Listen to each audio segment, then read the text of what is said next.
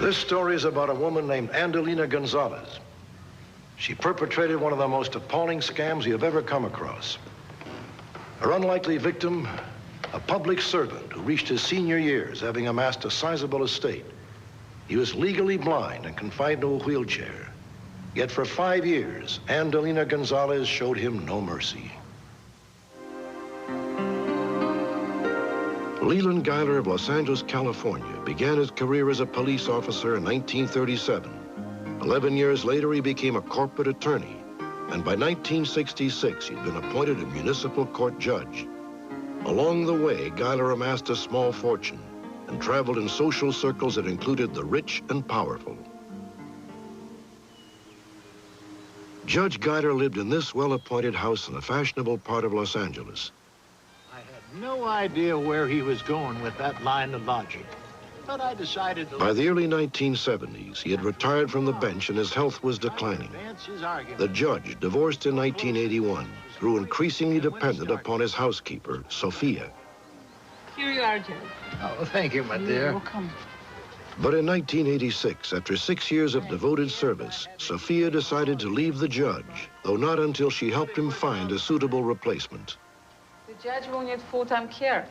I can do it if I can commute. I'm sorry, but I have a 7-year-old son and I'm... Through an employment agency and newspaper ads, the judge began the interview process. Over the next year, he would hire 3 different housekeepers, but not one of them lasted more than a few months. Thank you so much. Bye-bye. Thank you. Yes, bye-bye. Finally, in July of 1988, the perfect candidate showed up on the judge's doorstep. Or so he believed. Hello, I'm Andolina Gonzalez. Oh, hello, Andolina. Hi. Thank you for... Her name was Andolina Gonzalez, but she told the judge to call her Addie. She was unmarried, with no children or outside responsibilities. Judge Geiler, this is Andolina. Addie said she had worked for many years as a housekeeper and dropped the names of several prominent families in Los Angeles. Andolina, why don't you tell us about your experience as a housekeeper? Yes. Until recently, I was working as a nanny for a family in India, a royal family. She had all the right answers. I'm back in America. I felt that she was educated. I'm 5th generation. And she told me that she was very impressed with the beautiful home and that even though she didn't really need the job, she would love to have it. When can you start?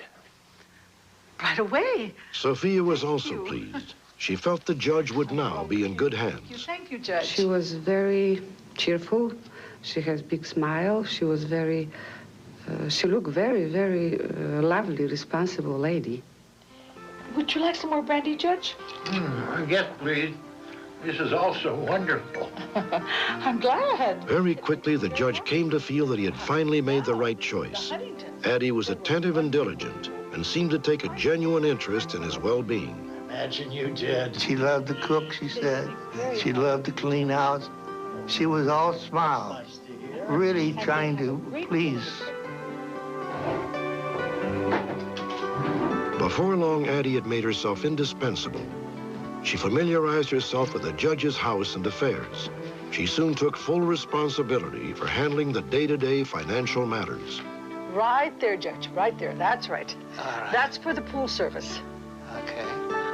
The judge trusted Addie implicitly. Okay, He allowed her to use sign some of his right credit cards. there. That's He right, even right gave her there. access to his And bank that's- I will be accounts. here.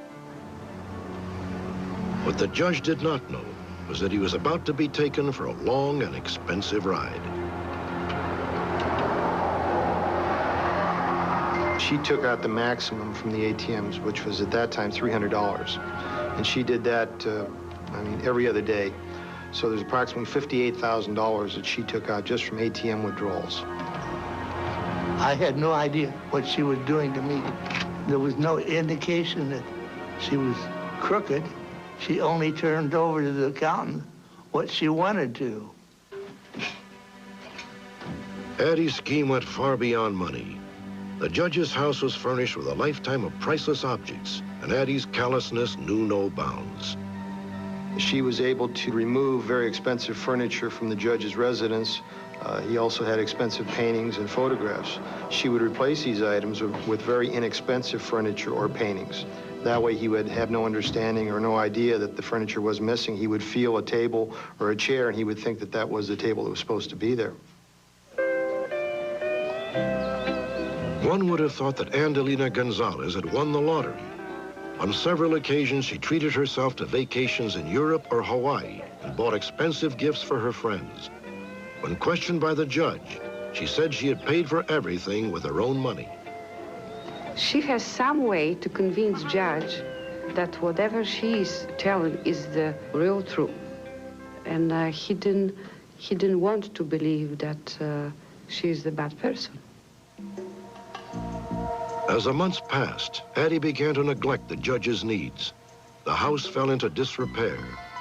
On one of her infrequent visits, Sophia was shocked to discover that the judge was living in squalor and disturbed that he did not seem to understand what was going on around him. Sometimes I think he didn't even believe that it is so bad because he doesn't see. It was just unbelievable what kind of filth was there. That wasn't dirt, that was filth. Judge, have you ever been to... By 1991, Andolina had depleted the bank accounts as much as she dared, but she was not yet through with the judge. Now, she wanted his house.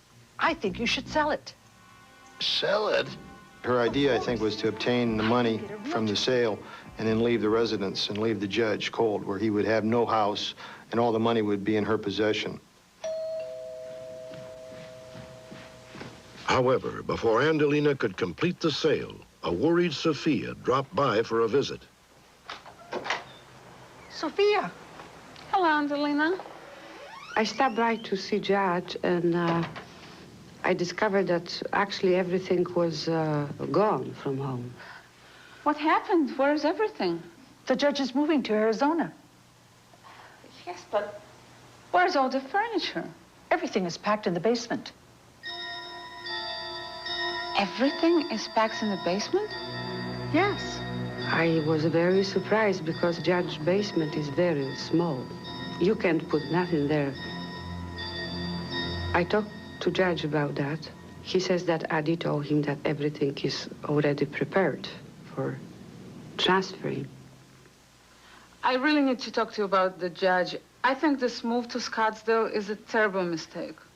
Sophia immediately phoned the judge's attorney and warned him that Addie was up to no good. When confronted, Addie managed to stall. But there is not... Then in January of 1992, Addie cleaned out the judge's few remaining possessions and disappeared. Over a 5-year period, she had robbed Judge Geiler of more than $500,000 in cash and property. When I learned she'd been robbing me, I was very unhappy. I was also resentful that she disposed of things that I couldn't replace. I want her to go to jail for a long period of time so that she won't do this to someone else. That's a tragic story for Judge. I don't think he would be able ever in his life recover. I hope she will be brought to justice. We need some explanation why she did that for someone who put all the trust in her. We have so many of these types of crimes that are occurring, and they seem to be increasing. We have many elders that are losing their life savings in real estate frauds or just straight-out fraud where somebody's come in, befriended them like the thing that happened to the judge, and just taken everything. There's no remorse from these suspects or anything. They just take all the money and they move on to the next victim. Andolina Gonzalez is a native of Ecuador. She is 54 years old and 5 feet 2 inches tall. Her weight fluctuates between 130 and 160 pounds. She has brown hair and brown eyes. Andolina Gonzalez was last seen in February of 1992 in Scottsdale, Arizona. The police believe that she may now be living with another elderly or disabled person, quite possibly operating the same scam she used to swindle Judge Geiler. If you have any information, please contact the Los Angeles Police Department or call our toll-free number, 1-800-876-5353.